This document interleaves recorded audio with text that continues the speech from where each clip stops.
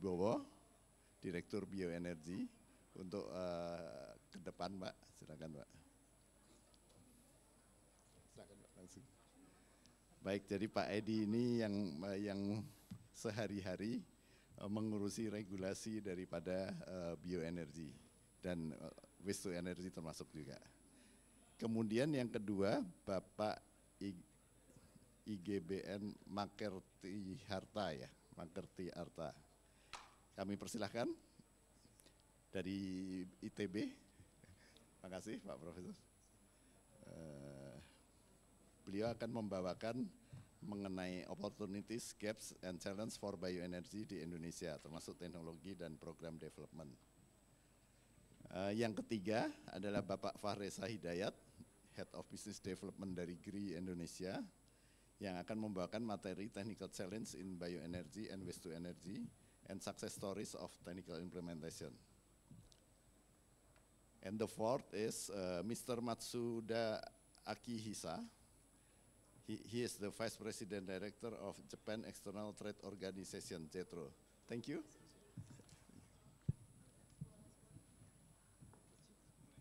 Thank you, Matsuda-san.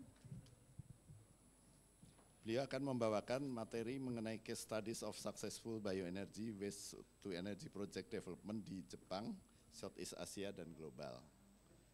Kemudian yang kelima, I invited Mrs. Anna Elaine di Matangwihan. Yeah, thank you, Mrs. Anna, as the affiliate associate professor from University of the Philippines, Los Banos. She will give the material on the greenhouse gas reduction assessments of bioethanol implementation for Indonesia.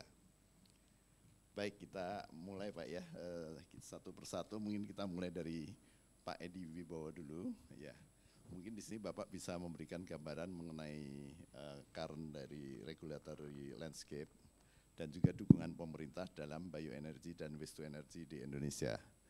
Kita sama-sama mengetahui bahwa sebetulnya potensi bioenergi maupun waste to energy ini sangat besar, tetapi perkembangannya dinilai masih cukup lambat. Kira-kira Bapak bisa memberikan arahan dan dukungan apa dari pemerintah yang akan dikembangkan agar bioenergi maupun waste to energy ini dapat bergerak lebih cepat. Kami persilakan Pak, waktu 10 menit. Baik Pak Moderator, Bapak Ibu yang kami hormati, Assalamualaikum warahmatullahi wabarakatuh. Izinkan mungkin saya menyampaikan paparan terkait dengan kebijakan program pengembangan bioenergi pada pagi hari ini. Next, sebagaimana kita ketahui bahwa terkait dengan penggunaan energi saat ini kita masih didominasi oleh energi fosil yang sangat tinggi, kemudian EBT-nya juga masih rendah, tapi bagaimana dalam penyediaannya kita harus memperhatikan masalah ability, accessibility, affordability, sustainability, dan juga competitiveness. Kemudian dalam menuju transisi energi net zero emission, menuju green energy, kita juga percepatan energi baru terbarukan, terus kita dorong termasuk bioenergi, yaitu dalam penggunaan biofuel, co-firing, RDF, dan sebagainya.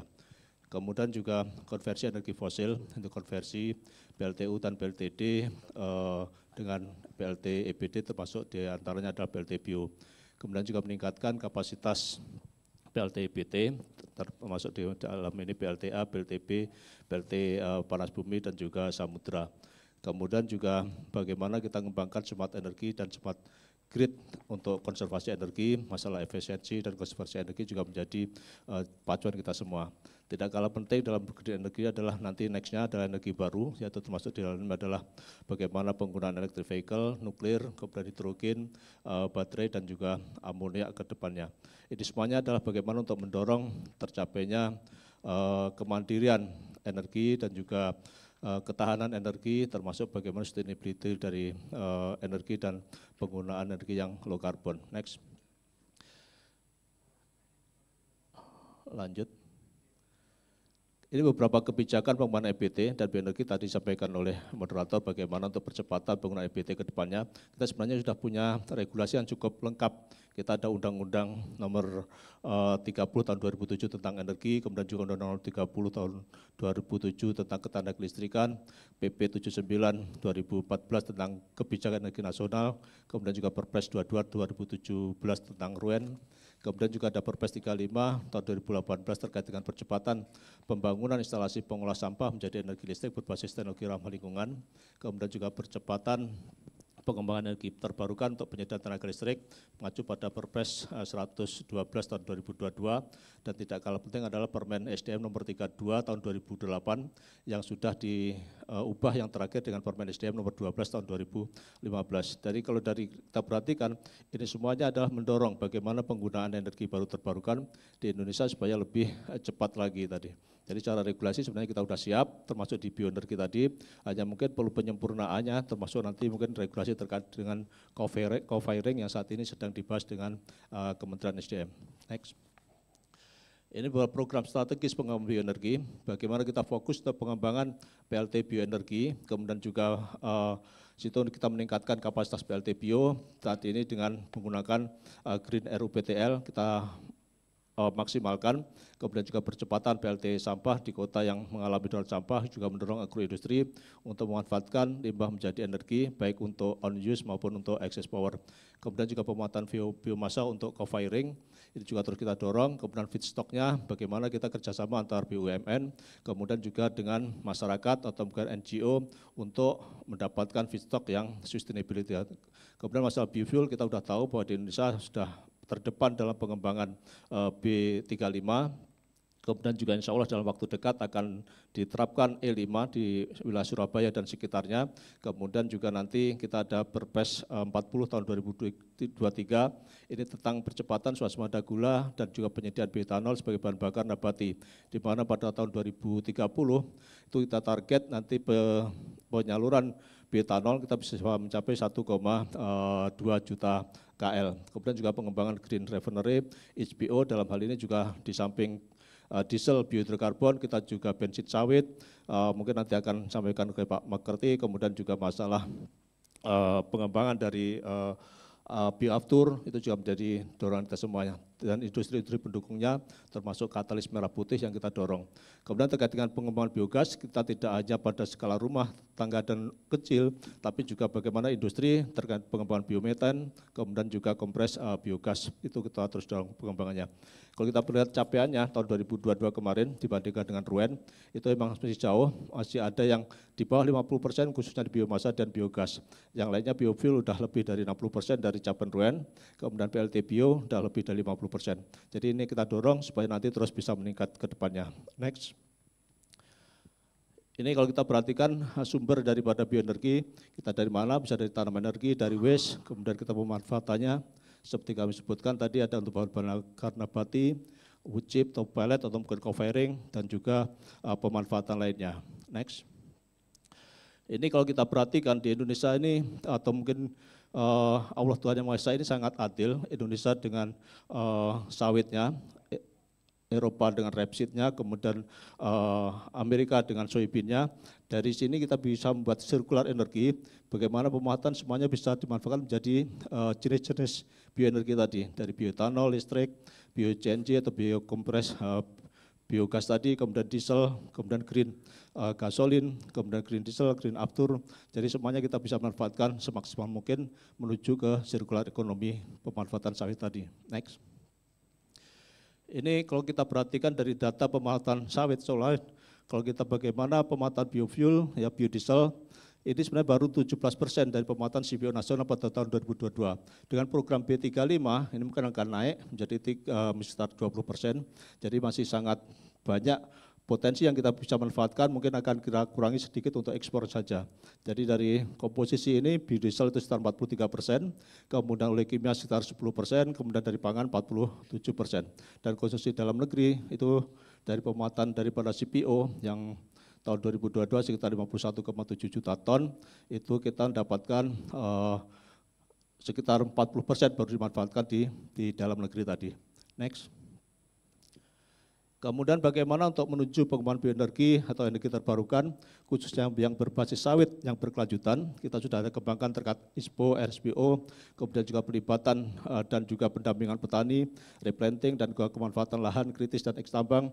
Jadi bagaimana kita tidak mengekspansi, saat ini ada moratorium penambahan lahan, tapi kita tingkatkan dengan kegiatan produktivitas daripada sawit melalui program replanting. Kemudian juga ada Perpres RAN KSB,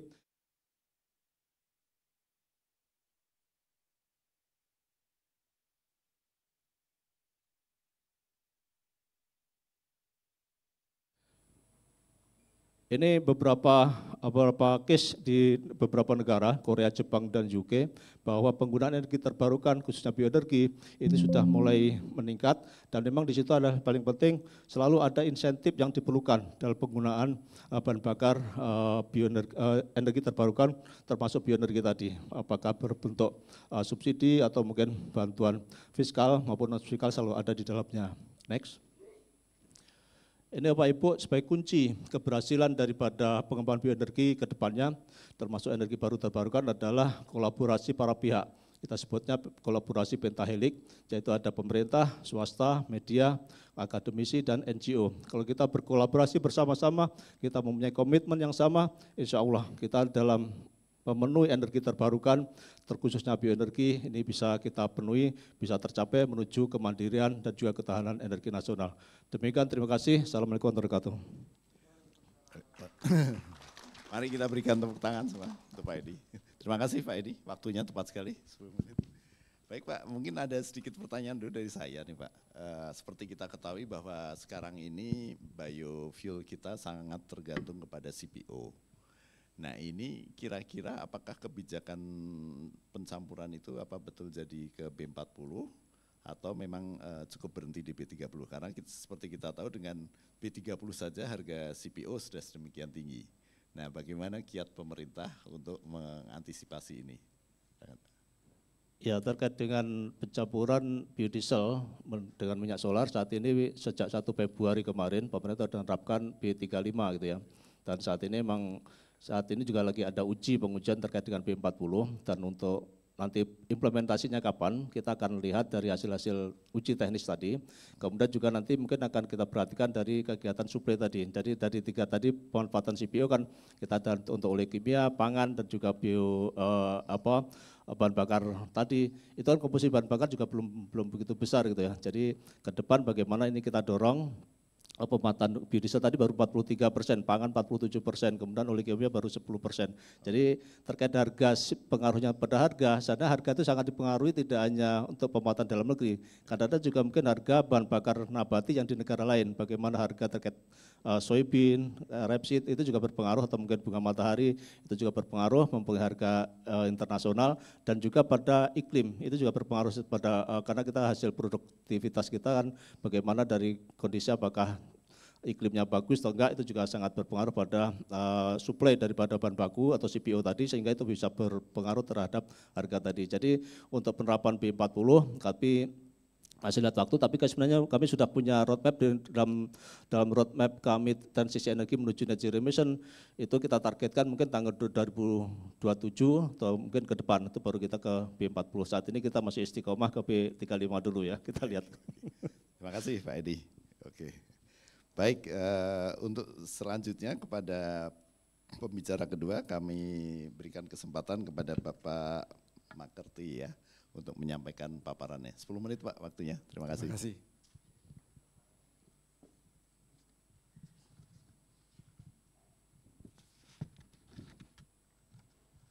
Selamat pagi teman-teman semua. Terima kasih kepada panitia IPTKI Connect 2023 yang memberikan kesempatan kepada saya untuk menjelaskan pengalaman kami, kegiatan kami di Pusat Rekayasa Katalisis Laboratorium Teknik Reaksi Kimia dan Katalisis Institut Teknologi Bandung dalam kegiatan pengembangan teknologi proses produksi biofuel bahan bakar nabati dari kelapa sawit. Judul presentasi saya adalah Development of a Palm Oil Gasoline Production Technology. Bensin sawit ini seringkali sekarang kita singkat sebagai Bensa saja, jadi mulai dari sekarang saya akan mengadres palm oil gasoline sebagai Bensa saja. Oke, baik, terima kasih. Next. Oke, bahan bakar nabati pada dasarnya bisa dibagi menjadi dua. Yang pertama adalah oksigenate. Oksigenate itu adalah bahan bakar hidrokarbon yang masih mengandung oksigen. Salah satu contoh dari bahan oksigenate ini adalah fatty acid methyl ester yang biasa disebut sebagai biodiesel yang tadi disampaikan oleh Pak Edi. Yang kedua itu adalah biohidrokarbon. Biohidrokarbon itu adalah bahan bakar yang struktur molekulnya itu adalah persis bahan bakar fosil. Sedemikian rupa sehingga bahan bakar itu bisa langsung digunakan dalam mesin bakar. Contohnya itu adalah bensin biohidrokarbon atau bensa tadi yang saya sebutkan, diesel biohidrokarbon dan aftur biohidrokarbon. Di Institut Teknologi Bandung proses-proses produksi bahan bakar nabati dari minyak sawit itu mengembangkan proses-proses berikut. Yang pertama adalah transesterifikasi untuk memproduksi biodiesel yang tadi saya sebutkan. Yang kedua adalah proses hidrodeoksinasi dan proses hidrodekarboksilasi untuk mengembangkan biohidrokarbon, bahan bakar biohidrokarbon yaitu diesel biohidrokarbon dan aftur biohidrokarbon. Yang ketiga adalah proses hidrolisis, saponification dan decarboxylation untuk menghasilkan campuran bahan bakar biohidrokarbon. Yang keempat, nah ini yang akan saya jelaskan nanti lebih lanjut, yang lebih detail adalah proses perengkahan katalitik atau catalytic cracking untuk menghasilkan bensin biohidrokarbon atau bensa. Pada bagian sebelah kanan dari slide ini adalah aktivitas kami ketika kami melakukan proses produksi seluruh bahan bakar tadi yang bekerja sama dengan partner-partner industri kami. Next. Saya tidak ingin masuk lebih dalam dalam proses ini, karena pada dasarnya proses produksi bahan bakar gasolin itu akan menghasilkan gasolin ketika kita melakukan perengkahan CPO. Next, saya tidak akan masuk lebih dalam. Kemudian next. Ya, pada dasarnya kita mengembangkan 3 aspek di sini. Yang pertama adalah mengembangkan proses untuk memproduksi bahan baku untuk proses konversi CPO menjadi gasolin. Bahan baku itu adalah industrial vegetable oil. Yang kedua adalah pengembangan katalisnya. Yang ketiga adalah pengembangan prosesnya. Ya, itu 3 aspek yang kita kembangkan di ITB dalam pengembangan proses produksi bensin sawit. Next. Proses pengembangan produksi bensin sawit dari kelapa sawit sebenarnya telah dimulai sejak tahun 1982 yang lalu, dimulai oleh Profesor Subagio dan Profesor Sudarno, tetapi discontinue pada saat itu karena beberapa aspek. Yang pertama karena kita gagal untuk mendapatkan partner industri yang mau bekerja sama dengan kami untuk mengembangkan proses ini lebih lanjut. Yang kedua, karena pada saat itu harga minyak masih murah. Kemudian yang ketiga, pengembangan biodiesel jauh lebih menarik ketika itu, sehingga discontinue pada saat itu. Baru tahun 2017 Badan Pengelola Perkebunan Kelapa Sawit memberikan grant research kepada kami untuk mengembangkan proses ini lebih lanjut. Next. Ya, pada tahun 2017 itu kami mengembangkan katalis generasi pertama yang sangat aktif memproduksi bensin sawit. Pada saat itu kami berhasil mengembangkan katalis dan prosesnya dengan perolehan bensin sawit sekitar 40%. Kemudian tahun 2020 yang lalu kami mengembangkan katalis generasi kedua yang bisa meningkatkan perolehannya mencapai 48-52% bensin sawit. Next. Ya, ini adalah kegiatan pengembangan katalisnya pada saat itu, mulai dari skala laboratorium 50 ml per batch, kemudian dikembangkan menjadi skala semi pilot sekitar 20 liter per batch katalis, kemudian sampai saat ini kami telah memiliki sebuah unit proses untuk memproduksi katalis dengan media reaksinya sekitar 250 liter per batch. Kami mengembangkan ini bersama-sama dengan partner industri kami yang berlokasi di Kudus, yaitu PT Pura Barutama, dan kegiatan ini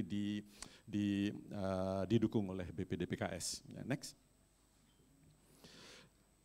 Seperti yang saya katakan tadi, salah satu selain pengembangan produksi katalis, kami juga mengembangkan industrial vegetable oil. Industrial vegetable oil atau IVO itu adalah bahan baku yang kami siapkan untuk dikonversikan menjadi gasolin. Ya, bahan baku itu sebenarnya adalah CPO yang heavy metal dan gumsnya harus dihilangkan, sehingga proses ini sebenarnya adalah proses penghilangan gum dan proses penghilangan heavy metal. Unit ini telah kami rancang dan kami bangun dengan skala komersial sekitar 6 ton IVO per 6 ton IVO per jam yang kami bangun di Provinsi Sumatera Selatan di Musi Banyuasin, bekerja sama dengan PT Pura Barutama, kemudian PT Kemurgi, dan didukung pembiayaannya oleh Badan Pengelola Dana Perkebunan Kelapa Sawit. Next. IVO tadi itu kemudian kami konversi menjadi bensin sawit. Ini adalah unit pilot yang kami kembangkan di Kudus, ya, kami rancang di ITB dan kami kembangkan di Kudus. Unit ini adalah unit pilot berskala sekitar 1.000 liter per hari. Ya.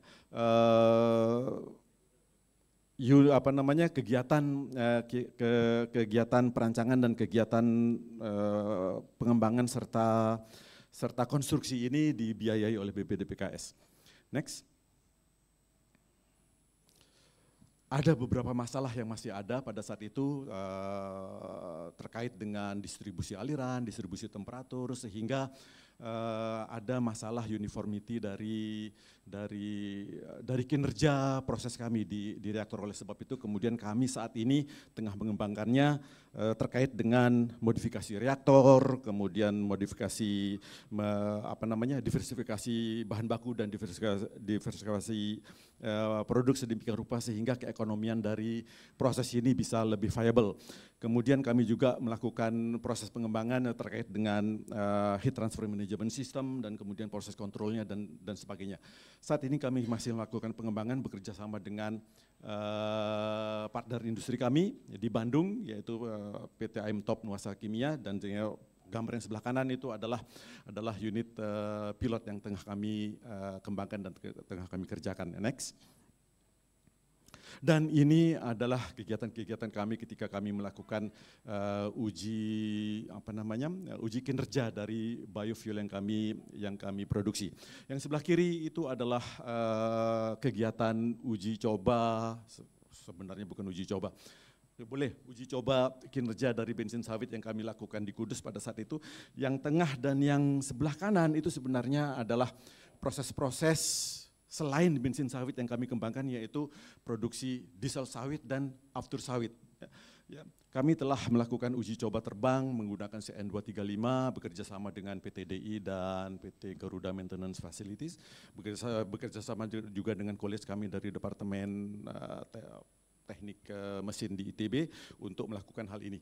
Ya, dibantu dan didukung oleh BPDPKS tentu. Next. Ya, baik. Ini sebenarnya adalah skema bisnis dari bensin sawit yang kami rancang. Ya. Kapasitas komersial yang ada di dalam kapal kami sekitar 5-10 ton bensin sawit per hari. Kapasitas ekonomi itu kami rancang memang sekecil mungkin sedemikian rupa sehingga smallholder dari perkebunan kelapa sawit bisa terlibat dalam dan bisa berpartisipasi dalam produksi ini.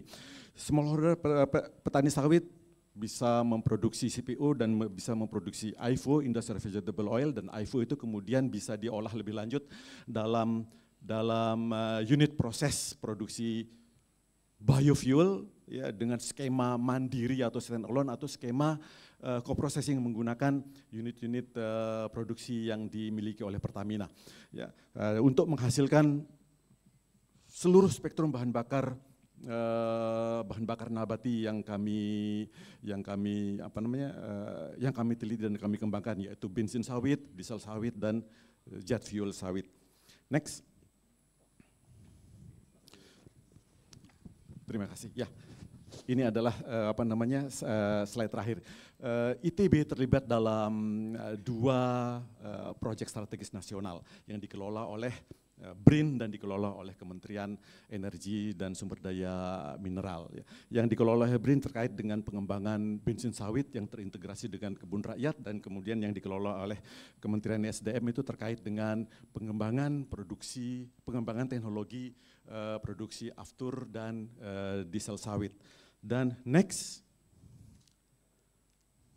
Ya. Ultimate goal dari proyek strategis nasional ini sebenarnya ada 3. Yang pertama adalah pengembangan pabrik IFO, kemudian yang kedua pembangunan pabrik katalis yang saat ini sudah mencapai tahap-tahap terakhir pengembangannya, bekerja sama dengan Pertamina dan PT Pupuk Indonesia. ITB membangun pabrik katalis yang berlokasi di Cikampek, dan kemudian pengembangan pabrik untuk memproduksi biofuel. Bapak dan Ibu, ini adalah slide terakhir dari saya. Terima kasih. Terima kasih Pak Wali.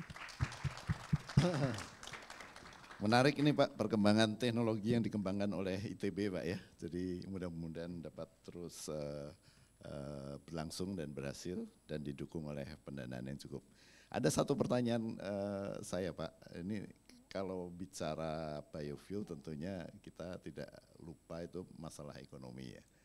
Biodiesel kita tahu rumusnya adalah CPO plus $80 per tonnya. Nah kalau ini kira-kira biaya prosesnya berapa Pak, kalau boleh tahu Pak?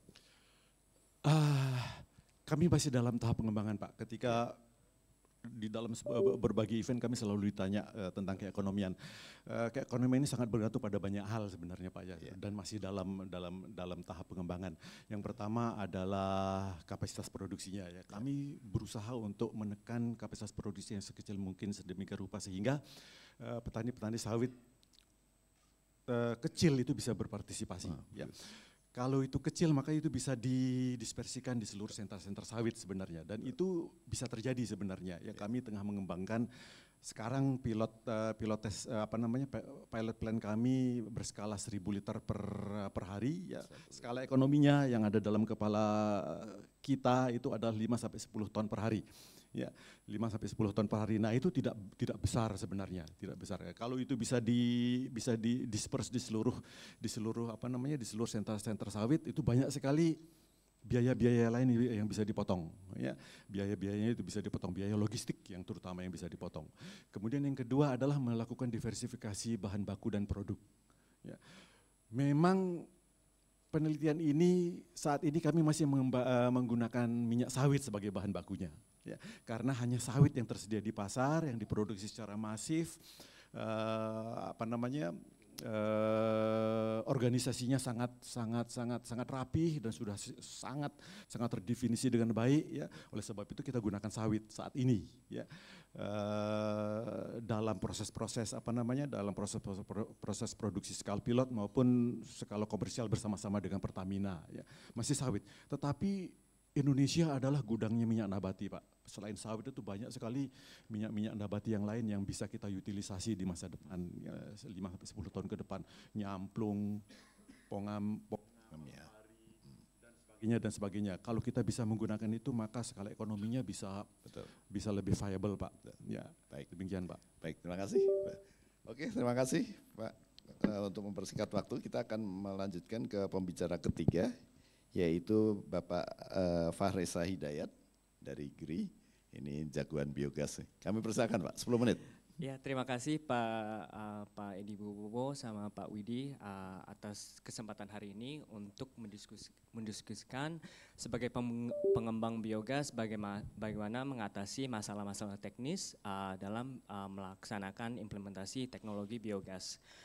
Misi dari GRI Energy sendiri adalah mencari peluang-peluang untuk peluang-peluang optimal untuk menghasilkan biogas yang secara optimal. Makanya diskusi hari ini sangat relevan dari kami untuk mencari solusi inovatif untuk mengembangkan proyek biogas di Indonesia semakin besar. Jadi apa itu biogas? Biogas adalah energi yang dihasilkan dari menangkap gas metana yang dihasilkan oleh limbah organik, dan metananya tersebut bisa dikonversikan menjadi berbagai macam energi dari listrik, biometana, dan juga menjadikan fertilizer untuk petani. Dan biogas sendiri ini bisa mengatasi berbagai masalah yang sedang dihadapi di Indonesia dan juga di dunia, terutama biogas ini bisa mendorong pengelolaan limbah di industri dengan baik. Kedua, biogas bisa menurunkan gas rumah efek kaca karena menangkap gas metana tersebut yang menimbulkan perubahan iklim. Dan ketiga, biogas ini bisa menjadi energi bersih untuk perekonomian daerah dan juga ekonomi sirkular. Green energy sendiri,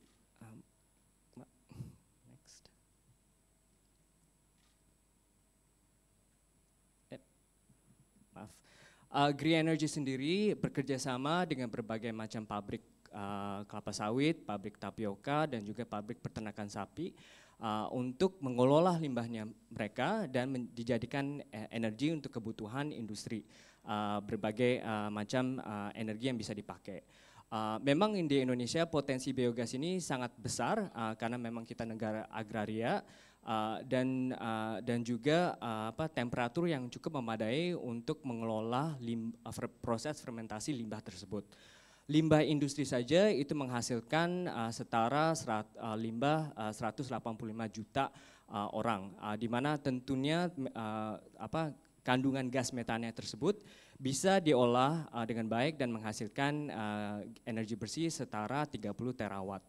Tetapi tantangan besar memang kalau implementasi biogas hanya kisaran 10-12%, di mana ada implementasi teknologi biogas yang digunakan. Tantangan memang yang dihadapi untuk biogas, next.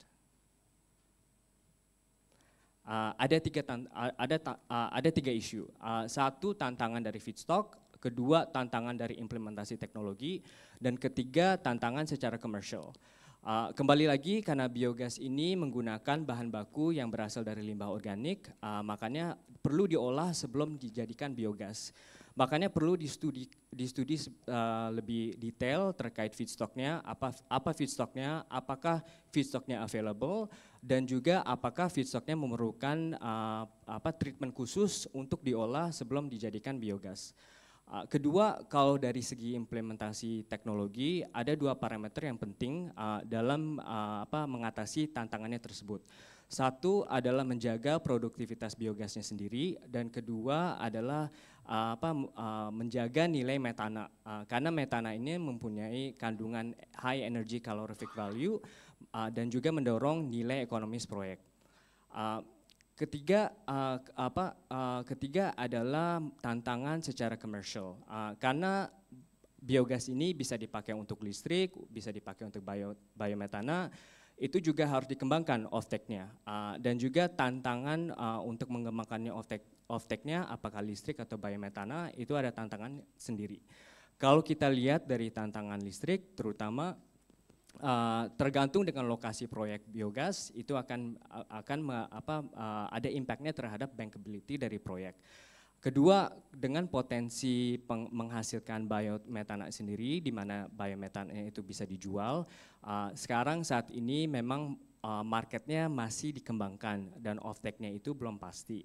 Tetapi dari beberapa regulasi yang sudah dikeluarkan, itu akan menjadi salah satu sumber penting untuk pengembangan biogas ke depan. Makanya dilihat juga peluang-peluang lainnya, seperti salah satu peluang untuk meningkatkan bankability dari project ada di pasar karbon, di mana biogas ini menghasilkan carbon credit yang dibeli oleh pembeli yang memang menggunakan carbon credit untuk menurunkan emisinya mereka dan mencapai net zero emissions. Biogas sendiri juga bisa menghasilkan sertifikat, renewable energy certificate, yang bisa dipakai oleh perusahaan-perusahaan lain yang menggunakan sertifikat tersebut sebagai net zero emissions targetnya. Jadi ada beberapa peluang seperti carbon credit dan juga renewable energy certificate yang bisa mendorong bankabilitas dari proyek sendiri. Kalau dari segi financing, memang itu menjadi tantangan untuk mengembangkan proyek biogas. Salah satu opportunity yang perlu dikembangkan lebih dalam adalah meningkatkan kualitas biogas dalam segi ESG. Environmental, social, dan governance pengembangan proyek tersebut. Karena memang ada investor yang mencari proyek-proyek investasi yang mempunyai kualitas high quality ESG dalam pengembangan proyek biogas. Salah satu proyek yang kita kembangkan untuk mengatasi beberapa isu dalam pengembangan implementasi di lapangan adalah salah satu proyek kita di Lampung, di mana kita bekerjasama dengan salah satu produsen tapioka terbesar untuk menghasilkan 3 megawatt listrik. Dan tantangan yang kita hadapi adalah pertama untuk feedstocknya. Apakah feedstocknya available untuk menghasilkan 3 megawattnya tersebut. Kedua juga ada tantangan dari earthwork di mana kita harus menggantikan limbah kolam yang sebelumnya dan juga instalasi digester yang dengan ukuran yang cukup 100 meter kubik dan untuk meningkatkan produktivitas biogasnya kami mencampuri 2 tipe feedstock dan itu menjadi sedikit kompleks di mana ada onggok dan juga limbah cair yang kita campurkan bersama-sama tetapi itu bisa meningkatkan produktivitas biogas sebesar 50%. Makanya ini menjadi salah satu tantangan tetapi juga bisa menghasilkan benefit terhadap proyek. Terkait bankabilitas proyek, sekarang saat ini kita sedang kembangkan potensi carbon credit, terutama untuk menghasilkan carbon credit yang bisa dijual di pasar karbon yang sedang berkembang di Indonesia. Dan saat ini kita sedang melakukan registrasi lewat SRN dan juga standar internasional supaya proyek tersebut bisa menghasilkan carbon credit dan meningkatkan bankabilitas dari investasi yang sudah kita masukkan ke dalam proyek ini. Kedua, case study dari segi teknologi adalah meningkatkan kandungan metana, di mana saya sudah sampaikan nilai metana yang tinggi mendorong nilai ekonomis proyek. Kami bekerjasama dengan salah satu teknologi terkemuka, Prodeval, yang bisa meningkatkan gas metananya tersebut dari teknologi membran, di mana dengan proses membrannya bisa ada methane recovery rate sebesar 99%. Dan dengan gas metana yang tinggi ini bisa digunakan untuk kebutuhan industri yang memang menggunakan energi dengan high temperatur dan juga kegiatan-kegiatan lainnya yang di mana listrik tidak bisa memadai.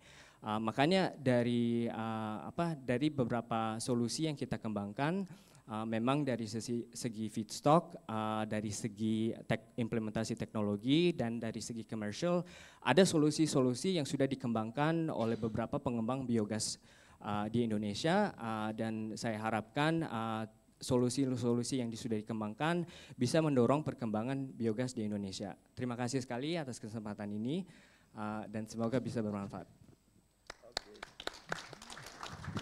Terima kasih Pak Reza, waktunya tepat sekali. Oke, mungkin dari saya pertanyaannya mungkin dari sisi teknologi. Karena sebenarnya kita tahu bahwa transisi energi ini salah satu peranan gas kan sangat penting ya, mengambil posisi yang sangat tinggi. Nah ini sebetulnya kan potensi biogas kita itu sangat besar, tetapi kan belum terkelola dengan baik.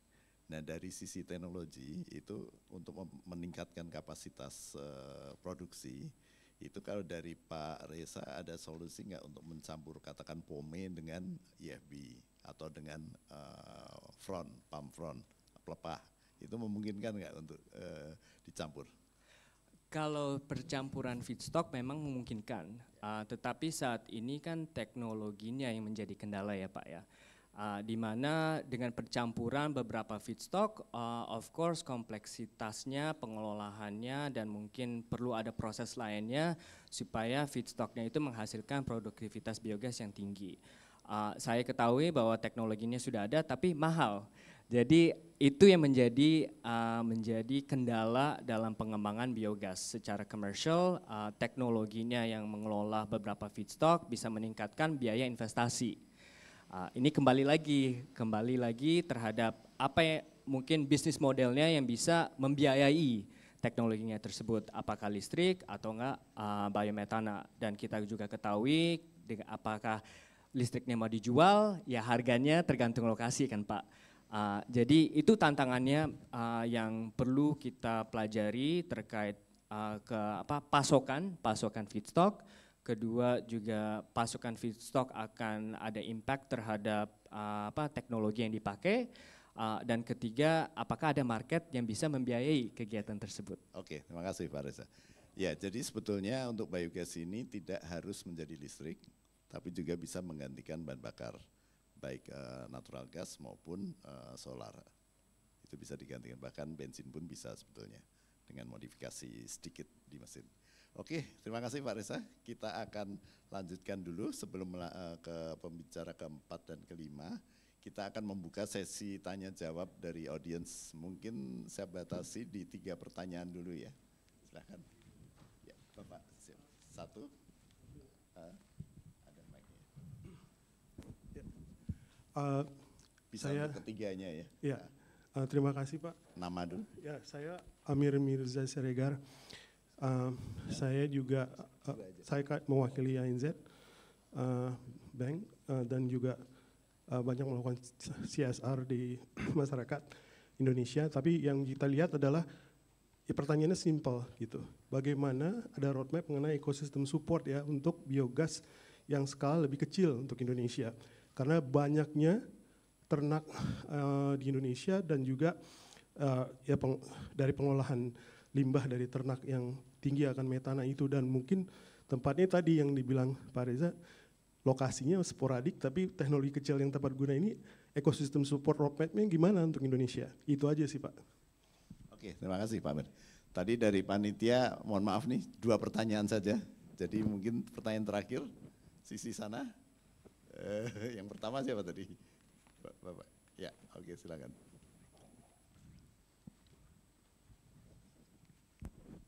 Selamat siang, saya Haryo dari sektor kelapa sawit swasta. Saya ada pertanyaan untuk biogas. Tadi terima kasih banyak Pak sudah sedikit menyentuh perihal penambahan fronts ke dalam sebagai bahan baku. Nah, saya ingin masuk sedikit lebih detail perihal teknologi challenge yang bisa digunakan dalam memproduksi biogas dari kelapa sawit. Dan saya ingin connect sedikit ke gambaran tadi, connect ke Lampung Project dengan project tapioka dengan metode co-digestion.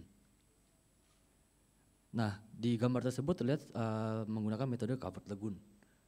Nah, challenge-nya untuk proyek itu seperti apa? Dan kembali lagi ke pertanyaan pertama, teknologinya yang digunakan apa saja? Terima kasih. Oke, terima kasih Pak Adia. Baik. Oke, untuk menjawab pertanyaan pertama dari Pak Amir, ini kelihatan lebih ke Pak Edi ya, mengenai roadmap biogas. Itu silakan Pak Edi. Ya, makasih Pak Amir. Memang terkait dengan pengembangan biogas, kita tadi ada skala besar, skala kecil. Yang skala besar tadi sudah dicontohkan oleh narasumber ketiga tadi, dan juga saat ini kita ada beberapa pengembang yang mengembangkan juga industri besar. Yang kecil sebenarnya kita sudah ada develop juga yang skala rumah dan juga komersial, itu sebenarnya komunal, itu unitnya saat ini lebih dari 50.000 unit daripada biogas tadi. Memang betul ekosistem itu yang harus dibentuk karena di dalam pemanfaatan biogas itu harus ada sirkular ekonomi harusnya di situ. Bagaimana dari feedstock kemudian menjadi biogas ada selari yang bisa dimanfaatkan jadi pupuk. Jadi ini berkelanjutan. Kalau ini hanya dibiarkan situ aja nggak akan jalan, tapi memang harus ada orang yang telaten ibaratnya yang betul-betul menekunin ini sehingga sirkular tadi bisa berjalan, termasuk nanti penyediaan suku cadangnya tadi ya, itu kadang-kadang yang juga masih ada, ya ini mungkin perlu ke depannya bagaimana kita mendorong tadi. Memang dulu ada semacam bantuan juga dari kita kerjasama dari Yayasan Rumah Energi ke beberapa NGO yang juga mendorong pengembangan tadi, dan juga kadang-kadang kita dorong saat ini bentuknya jangan bentuk hibah gitu ya. Kalau hibah kadang-kadang penuh, kadang-kadang mereka rasa memilikinya kurang. Tapi kalau mereka ada bagian berapa persen dari pendanaan, dia merasa memiliki sehingga mau membentuk tadi. Jadi setuju kayak saya pernah juga di Cina itu kadang-kadang di rumah itu didesain, di rumah di belakang udah disiapkan untuk septic tank untuk nanti biogas juga, tapi juga di situ ada ternak, daripada kalau di sana mohon maaf kalau di sana ternak babi ya, apalagi kita juga dikembangkan masing-masing di kita juga ada ternak daripada tapi kalau sapi jangan sapi potong gitu, sapinya mungkin sapi susu atau sapi perah gitu, mungkin itu karena kalau sapi potong begitu kita bangun dipotong nggak ada lagi nanti kotorannya, itu kadang-kadang hal yang perlu kita dorong. Jadi setuju nanti pengembangan komunitas tadi kita harus melibatkan para pihak stakeholder, para NGO dan semuanya masyarakat, dan juga komunitas tadi harus kita dorong. Jadi konsep kami yang pentahelik tadi harus jalan juga gitu. Jadi melibatkan para pihak untuk kita bisa jalan tadi, termasuk masyarakat tadi yang kita dorong. Mungkin demikian Pak. Oke, jelas Pak ya. Baik. Silakan untuk pertanyaan kedua mengenai pencampuran front ataupun mengenai Lampung Project. Ini berarti dengan Pak Reza, silakan. Ya kembali lagi kalau percampuran front itu kita harus lihat lagi apa impactnya terhadap nutrien dari waste yang dihasilkan dengan pencampuran tersebut. Makanya kembali lagi harus melaksanakan feedstock analysis untuk melihat konten biogasnya secara yieldnya berapa. Kalau dari penerapan teknologi yang kita laksanakan di Lampung adalah anaerobic lagoon digester, dan memang itu sudah banyak digunakan karena memang harganya memadai dan juga secara operasional itu gampang di maintain. Ada juga teknologi seperti continuous stirred tank reactor di mana investasinya lebih mahal. Jadi ini kembali lagi dengan kondisi di lapangan, kondisi limbah poolnya seperti apa, apakah memerlukan perombakan dan juga lahan, ketersediaan di lapangan, karena itu akan juga ada impactnya terhadap teknologi yang dipakai. Oke, terima kasih Pak Reza. Jelas Pak? Oke, terima kasih. Baik, kita akan lanjutkan dengan sesi keempat. Please, I would like to give the opportunity to give the presentation to Matsuda-san. Yeah, please, 10 minutes your time. Thank you. Yes, thank you very much for kind of introduction. Selamat siang, everyone in this room. I'm Matsuda Akihisa, Vice President Director of JETRO Jakarta Office. JETRO is Japan External Trade Organization, government-related institution of Japan, and our mission is to promote trade and investment between Japan and Indonesia. And now I'm focusing on the energy sector in Indonesia. So, next slide. Yes. There are three key questions assigned by moderator. So the first one is examples of the waste management and development of bioenergy. And the second one is fiscal and non-fiscal policies. And the third one is on the collaboration between business, government, and other stakeholders. I will briefly demonstrate the examples of Japan. So next slide, please. Yes, Japanese government has been promoting renewable energy, especially after the Fukushima nuclear accident in 2011. We have a lot of policy measures, including the regulations and incentives and purchase prices and so on. I understand that most significant measure is so-called feed-in tariff scheme started in 2012. The scheme guarantees the purchase price of electricity to power companies. In doing so, there is a certainty to invest in renewable energy.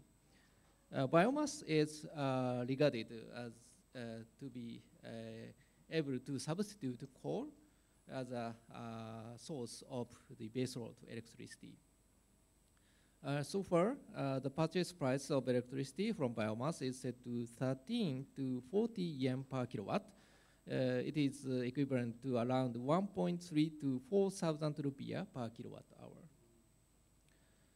The price is still higher than the other energy sources such as coal and natural gas. Therefore, the cost overburden is passed on to the consumers. Every consumer in Japan will pay additional electricity tariff around 3.45 yen. It is almost 340 rupiah per kilowatt hour as last year. Other than the feed-in tariff, there are subsidies, tax incentives, and even some local governments directly conduct biomass and waste energy power generation. This graph shows the track record of Japanese biomass energy development. There was a big hike around in 2015, but the biomass waste energy is only 2.6% of total energy supply in 2021. Still, there are a lot of new power plants in all over Japan, and the company of capacity of biomass power plant still will be 2 times larger in 2030. Yes, next slide. Yes, from this slide, I would like to share some examples of waste or biomass powered plants in Japan. Number one is Oita Green Power Generation is utilizing unused wood chips from regional forest. The second one, Kutsumaki Kogen biomass system is very small generator producing biogas from livestock waste. Number three is the big one, Toyohashi City producing biogas from municipal organic waste from about 300,000 population city. And number four is a very small scale generator. And number five, I think it is one of the biggest biomass generation plants in Japan. The fuel is wood chips as well as PKS, and it supplies electricity equivalent to 83,000 households electricity consumption. Next. Next one, number six, Mania biomass plant is utilizing wood chips, and its capacity exceeds the electricity consumption of that city. In total, there are hundreds of biomass power plants in Japan, but they are still constructing new power plants all over Japan. Yes, next slide.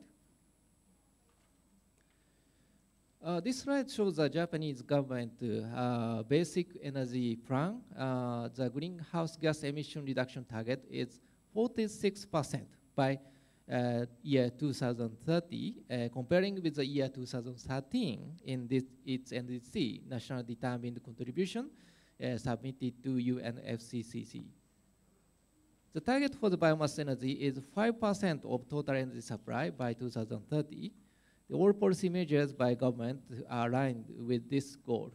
The government of Japan will continue the effort on promote renewable energies. Yes, next slide. Next, I would like to mention the Japanese company's contribution for biomass energy and emission reduction in Indonesia. The Japanese government launched the flagship project, Asia Zero Emission Committee, or AZEC, to work together towards net zero emission in this region. Japanese private sector would like to contribute to this initiative to achieve global decarbonization. There are around 1,500 Japanese companies operating in Indonesia, and according to our latest survey result, there are 217 Japanese companies conducting 554 projects all around Indonesia. For example, Japanese companies conducting a lot of the rooftop solar power project, mainly in Jakarta, West Java. And there are a lot of projects in hydropower, like Rajamandala hydropower by Kansai Electric Corporation. And also there are a lot of geothermal and EVs and ammonia, hydrogen, CCUS, and so on. Yes, next slide. Of course, there are projects regarding the biomass and the waste power generation project. Some companies implementing projects utilizing abundant biomass resources in Indonesia, such as PKS and POME. Specifically for the biomass and waste energy, there are projects by Osaka Gas, JZC Holdings, Impex, Mitsubishi Heavy Industry, and Aiken Kakoki, which is a very small company in Japan. Yes, next slide. Next, I will demonstrate the Japanese companies' green businesses in Indonesia. JETRO features products and services by Japanese companies and can be utilized by Indonesian companies, and published the business catalog by Japanese companies for decarbonization realization in Indonesia from last September. In this June, we published the fifth version of this catalog. There are total 42 items, and starting from renewables, and of course the biomass and CCUS, EVs, energy conservation, and so on. There are 9 items on renewables, such as solar, hydro, geothermal, and there's a company conducting electric motorbike sales and battery replacement station service for motorbikes. And of course, there are solutions such as utilization as digital technologies and effective use of resources. And the category has financial measures. There is an example using joint crediting mechanism, so-called JCM, which is a support scheme from Japanese government budget to implement the emission reduction project in Asian countries and other developing countries, and of course in Indonesia. Yes, next slide. In this catalog, we introduce 6 businesses by Japanese companies in Indonesia. One is a JGC Corporation, the biomethane project, and the next one is a company named Nanofuel. It developed the very efficient fuel technology to enhance the efficiency of the biofuel. And number 3 and number 4 is both of them as a sustainable aviation fuel. It is produced by the waste cooking oil. And the number 5 is a waste water treatment system with the utilizing the biomass resources. And the last one is also the utilization of biomass like oil palm trunks. Yes, next slide. Yes, this is the end of my presentation, but we Japanese companies would like to contribute to Indonesian net target in various sectors, of course in biomass and waste energy sector. Thank you very much. Okay. Okay, thank you, Matsuda-san. Yeah, it's very nice presentation. Okay, I'm also very surprised that there is around 40 companies, already make a cooperation with Indonesian company. So from your side, what do you need for the support for your group of companies from Indonesian government? Yes, thank you very much. I think it's a very good point. In Japan, Japanese government set a price of the purchase price of the electricity from renewable energy. I mentioned only about the biomass, but there are prices set for the solar, hydro, and geothermal, and so on. Of course, we understand that the Indonesian government issued the presidential regulation last year, and it set the high purchase prices from the renewable energy. But I understand some companies are thinking that this price level is not enough to decide the new investment in Indonesia. So I would like to ask the Indonesia government to continue this kind of incentives for the renewable energy, including biomass. Thank you. Okay, thank you. Citizens. Okay, next we are going to Mrs. Anna Elaine, Associate Professor from Philippine University. 10 minutes, your time, please. Thank you. Yes, thank you for inviting me here. So good morning, everyone. I am Engineer Ana Elaine D. Matanggihan from the Life Cycle Assessment Laboratory of the University of the Philippines in Los Baños. So greenhouse gas emissions is the very core topic of this conference. And this morning, I would like to discuss about the reduction assessment of bioethanol implementation in Indonesia.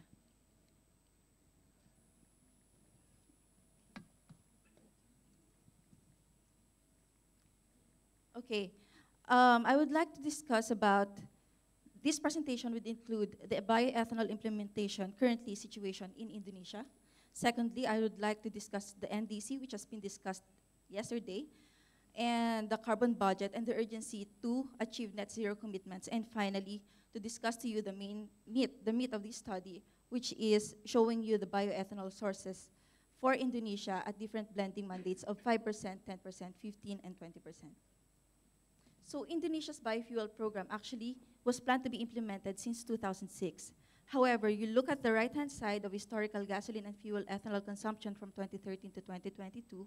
Up until 2022, there was no market penetration of fuel-grade ethanol. There are two reasons why. The first is feedstock limitations, and the second is no viable subsidy scheme. It is important to acknowledge that bioethanol is pricier than gasoline. Hence, without the subsidy, blended gasoline was not patronized by consumers. All right. The second is feedstock limitations, which I will discuss later. But it is also important to acknowledge that Indonesia consumes fossil-based fuel by the amount of billions of liters. So in 2022, the country consumed 34 billion liters of fossil-based fuel, which has a higher externality cost. So the main feedstock for bioethanol production in Indonesia is molasses, which is a byproduct of sugar production.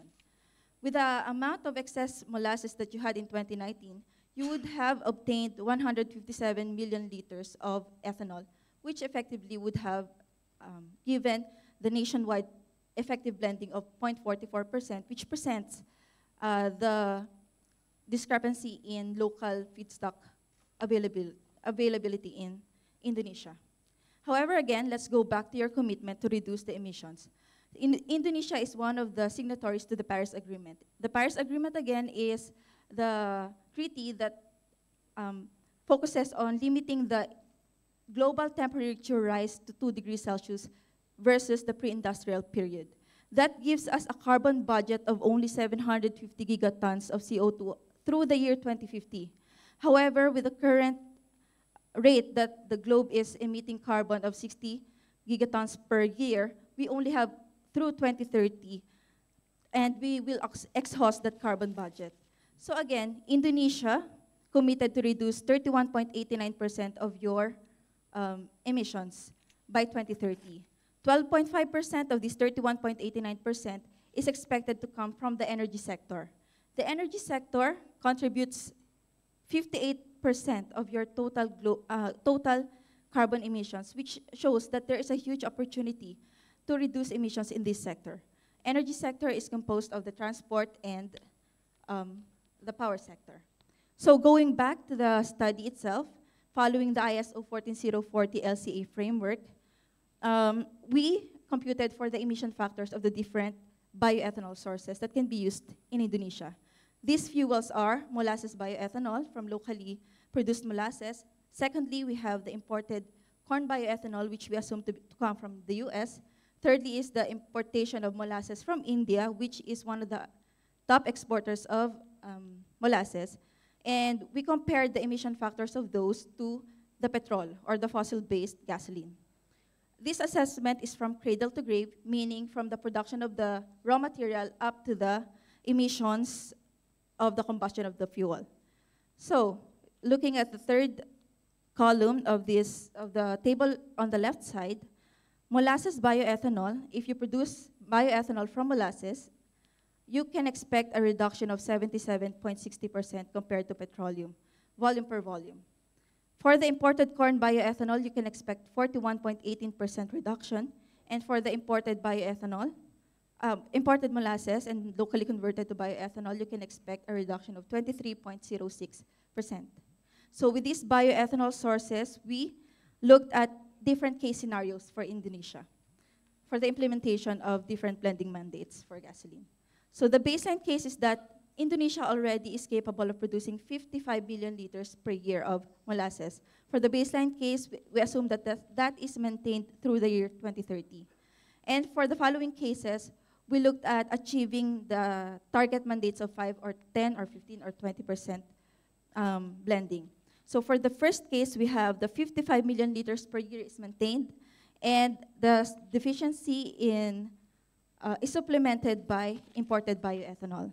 The second case is that 100% is imported bioethanol.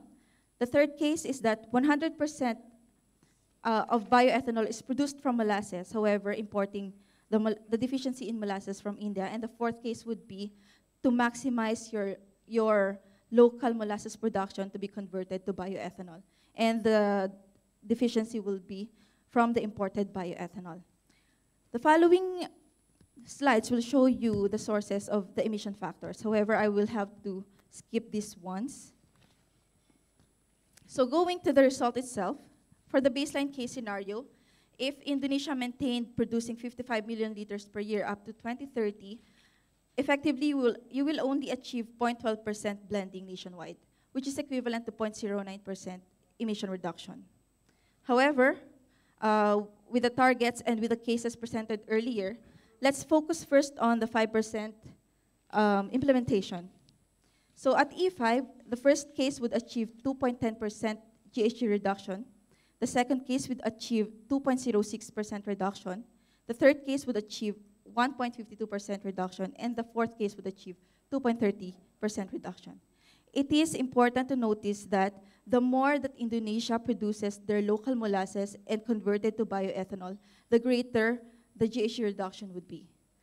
Okay, so that can be observed from case 4 and versus case 1.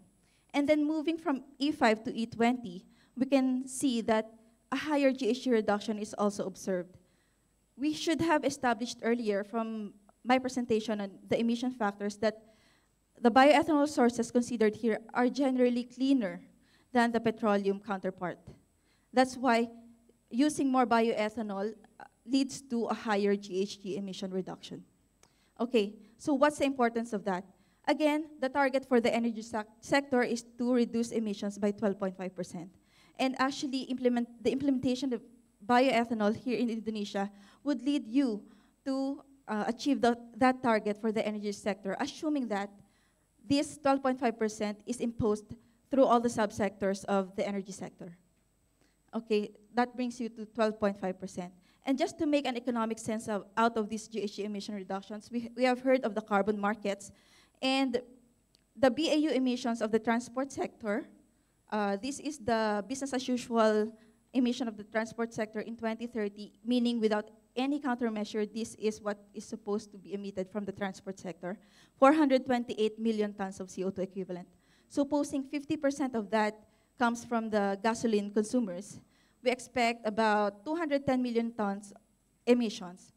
Economically, there is a market in Europe that in the last 2 years, the average price of carbon was traded at 80 euros per ton. Not by the 1,000 tons, not by the million tons, but per ton. Okay, so there's a huge market there. Even so, if you do not realize if you do not realize that GHG reduction in monetary terms, in hindsight, you should be able to embrace that carbon has a social price. Every ton of carbon emitted actually damages human resources and ecosystem by the price of $80 per ton. Okay. So, how does Indonesia go from commitment to action? Actually, recently there is a presidential regulation on sugar self-sufficiency and bioethanol provision. This would lead to more production of fuel-grade bioethanol. And in the medium term, the country intends to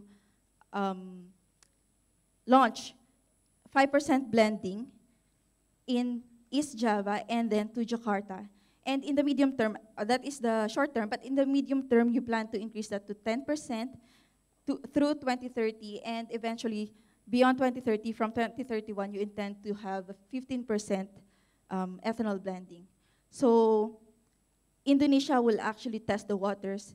So I think Indonesia is on the right track, and I think you have to be in the market to know the market. Anyway, it's not a new thing.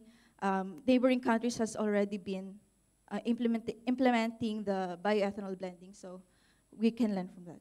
Thank you very much. Thank you, Mrs. Anna. Yes, I think this bioethanol is a new business, yeah, because before this bioethanol cannot develop in Indonesia according to the price, but now actually government get more serious on the bioethanol production by issuing the latest regulation, President Regulation number 40, if I'm not wrong. So maybe my question to you is, I know that there is also other technology that not from only molasses to become bioethanol, but also from biomass. What do you think about this technology? It can be developed or not in Indonesia? Yes, so there is an established technology already for the conversion of cellulosic biomass to ethanol.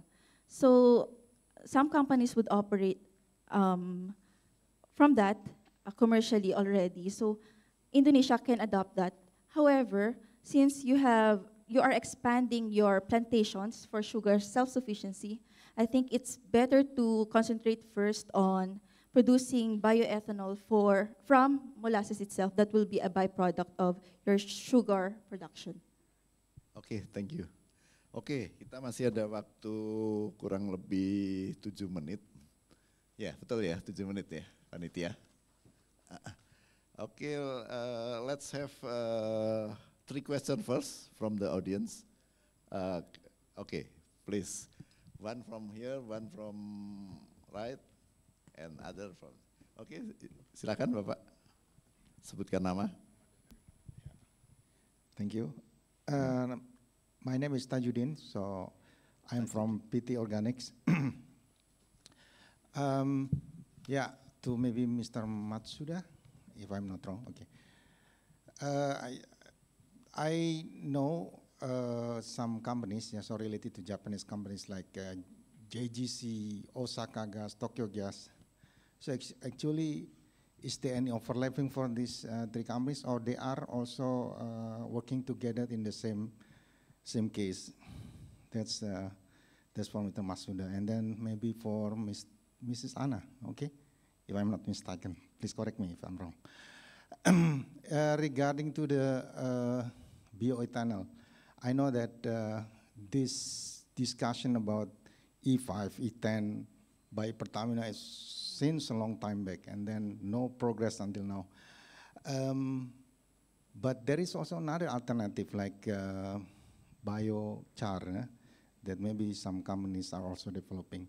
So what do you think if we compare between this bioethanol and also biochar from molasses utilization? You understand what I mean?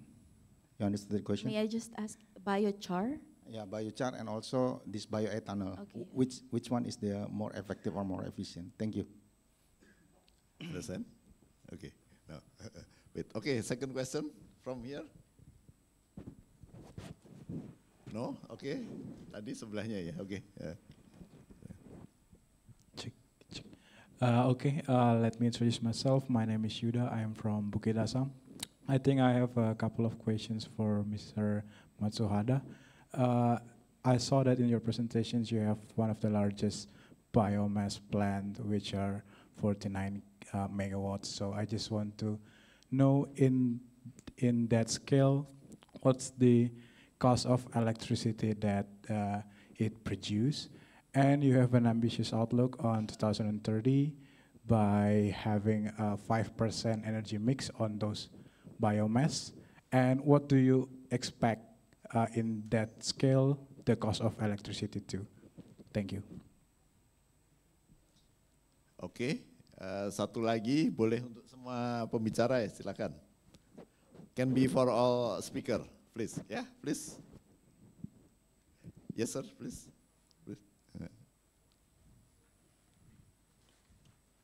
Mic-nya tolong.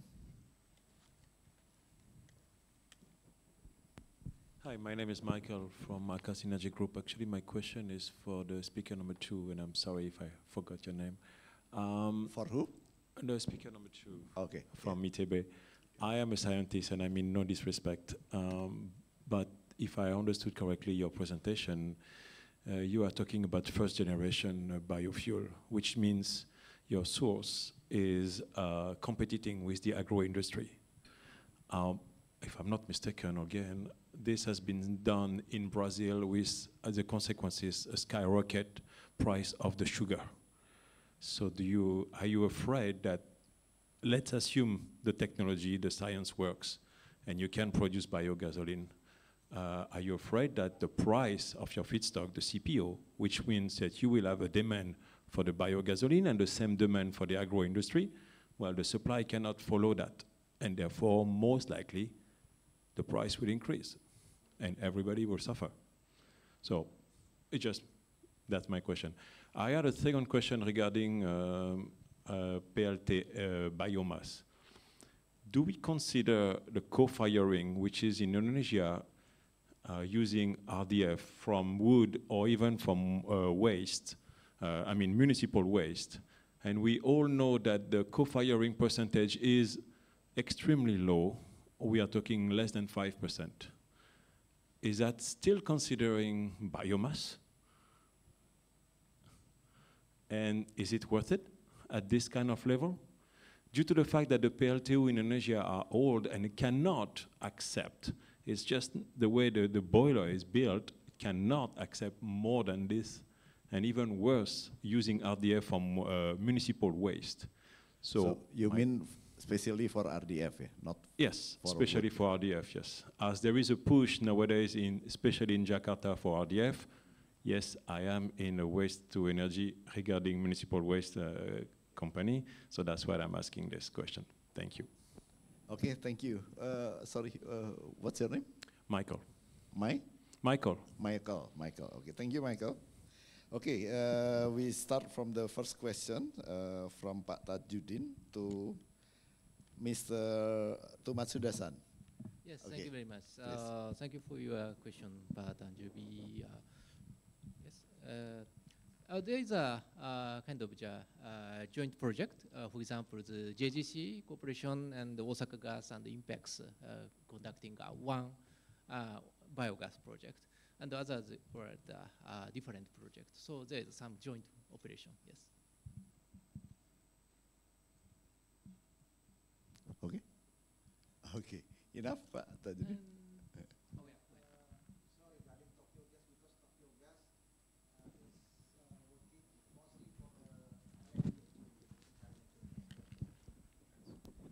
Thank you. So sometimes I'm confused, whether the Tokyo Gas is only working for the maybe bio LNG also, maybe only liquefied natural gas, or they are also working with biomethane or bio CNG, as it is also doing by Osaka Gas. Thank you. Okay, thank you very much for your question. So far, I don't know the information that Tokyo Gas is actually implementing the biogas project in Indonesia, but personally, I have a friend from Tokyo Gas, and they are very interested in the biomass sector also. Yeah, of course, there is a very big gas company imported natural gas from Indonesia to Japan and working a very big business in Indonesia. So, of course, it is normal to think they are looking into seriously on the biomass sector. Thank you. Okay, thank you, Matsuda-san. I think the second question also for Matsuda-san. It is from PTBA, yeah? Yes.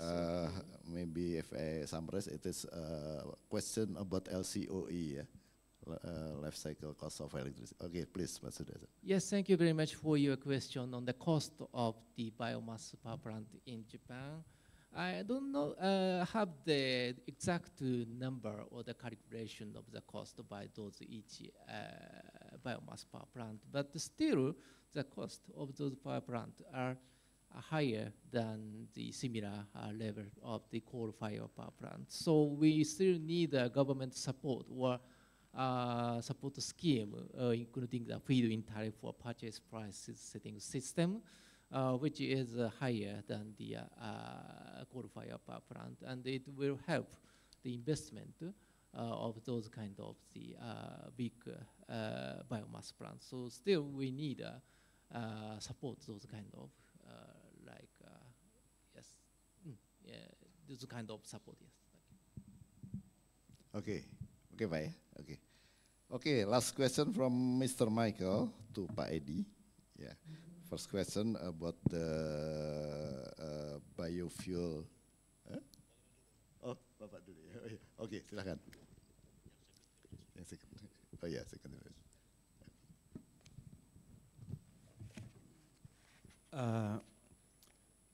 Let me say like this. Thank you very much for your questions. Let me say like this. Indonesia is the largest producer country for the palm oil. We produce an abundant amount of the palm oil, 55 million tons per year. It's only 25% or 30% of palm oil that we produce used inside locally for the food, for the consumer goods, for the detergents, for the cosmetics, everything. Only 25%, and then we export 75% of it as CPO. Okay. On the other hand, Indonesia is the fuel, crude oil and a fuel imported country in the world. Indonesia is the largest country of gasoline importer country in the world after Mexico.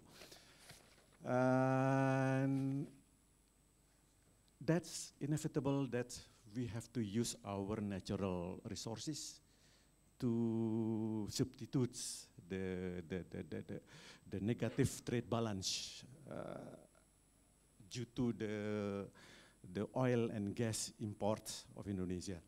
That's one point. Another point is we are developing the technology that not only use the palm oil as a feedstock. We are also why we use the palm oil? Because currently only palm oil that can be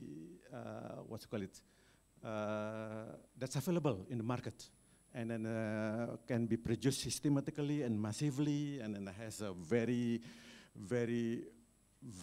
good organization in Indonesia. But Indonesia is the only country in the world that has abundant amount of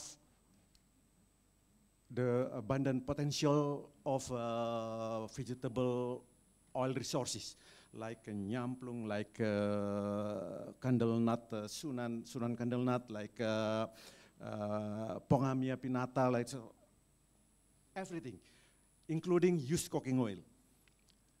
We can use that one too for the for the feedstock of this technology. So I think I'm not very much worried about the availability of the feedstock to be converted to the biofuel. That's my standpoint. Thank you very much. Ya, mungkin saya jawab dalam bahasa aja ya.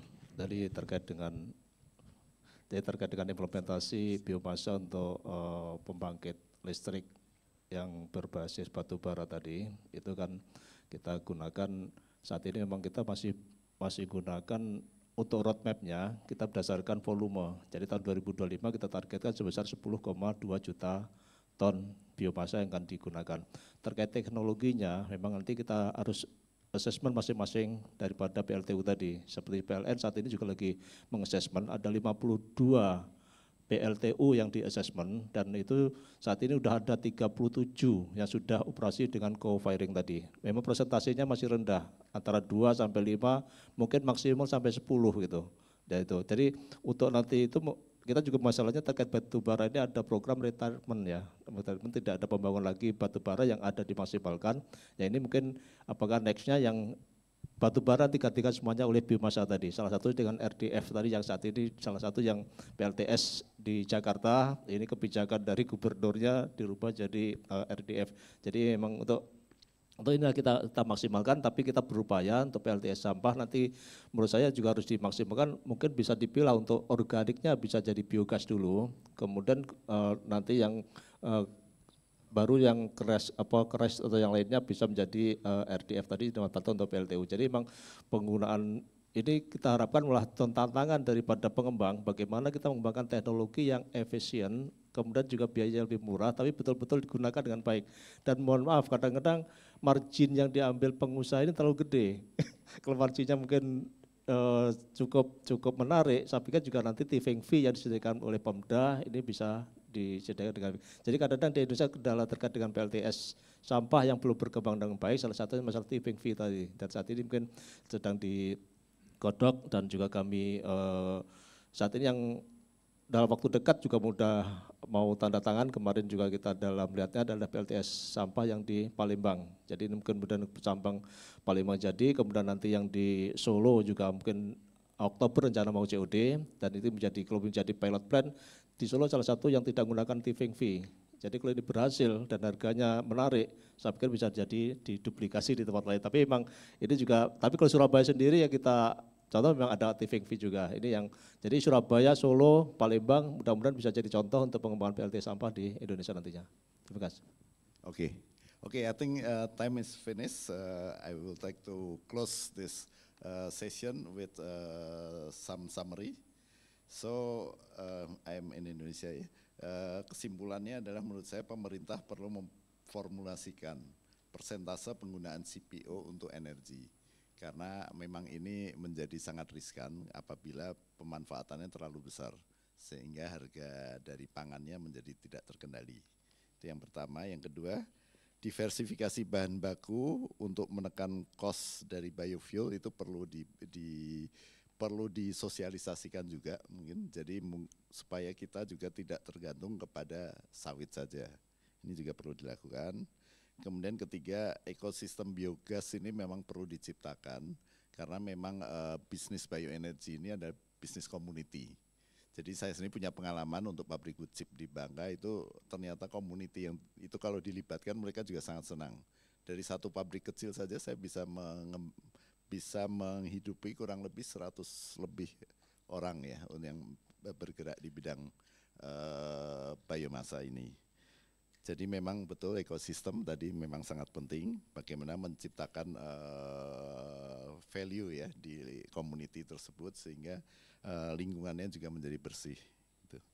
Kemudian keempat, memang di Jepang memberikan insentif yang sangat baik untuk harga bioenergi ini. Nah ini mungkin kita tidak akan sebesar itu, tapi mungkin ini juga sudah harus difikirkan juga pemerintah karena sekarang ini tahun lalu 500 triliun itu untuk subsidi bahan bakar fosil. Nah ini kan sangat besar sekali. Ini barusan dari seminar sebelumnya itu apakah memungkinkan sedikit demi sedikit, enggak mungkin sekaligus. Jadi mungkin katakan 1%, 2% mulai dialihkan ke renewable. Itu mungkin juga perlu diusulkan ya. Kemudian kelima, bioetanol ini memang ya sebenarnya seluruh renewable energy ya dapat memperhitungkan karbon kreditnya ya.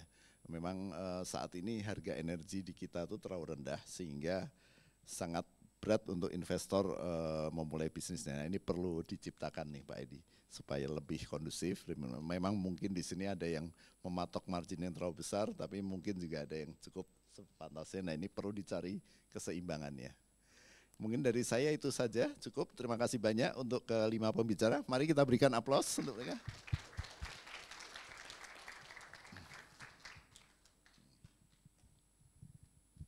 Selanjutnya ada pembagian piagam ya. Silakan.